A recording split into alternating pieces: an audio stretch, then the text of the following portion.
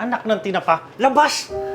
Sir, o-order po siya. Nagtatanong lang siya kung ano yung masarap na kape. Masarap na kape? Alam mo, hirap sa inyo. Wala ka na nga pambili ng ulam. Mag-aambisyon ka pa na masarap na kape.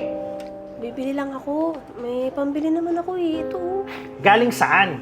Sa panlilimos nyo? O sa pagnanakaw? Hirap kasi sa inyo, wala na nga kayong ulam. Nag-aambisyon pa kayo ng masarap na kape.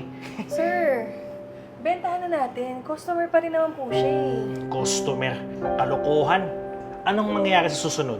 Lahat ng mga kagaya niyan, magsusunuran na dito. Baka nakakalimutan mo, may-ari ng coffee shop natin, isang mayamang Indiano. So dapat yung mga customer natin, mga nasa international scene, hindi yung mga ganyan, hindi man na makabili ng sabon. Sir, tama na po yan, sir. Bale, ma'am, ano po bang order niyo? Isang kape de paterol nga po. Sige po, ma'am. Ihatid ko po sa inyo yung kape niyo. Upo po muna kayo, ma'am, ha? Sir, tama na. Bentahan ko na ng kape yan. Sige na, sir.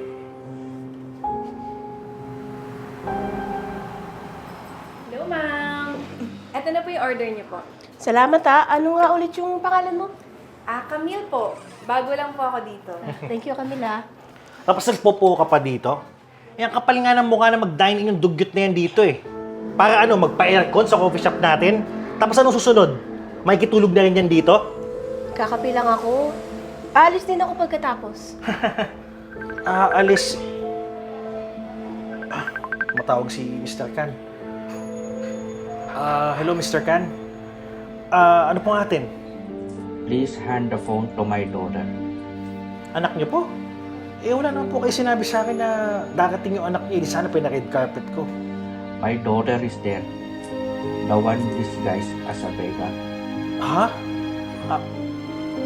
Mr. Kan. Hello, Dad. Oo, Dad. Nagawa ko ng experiment na napag-usapan natin. Oo, yung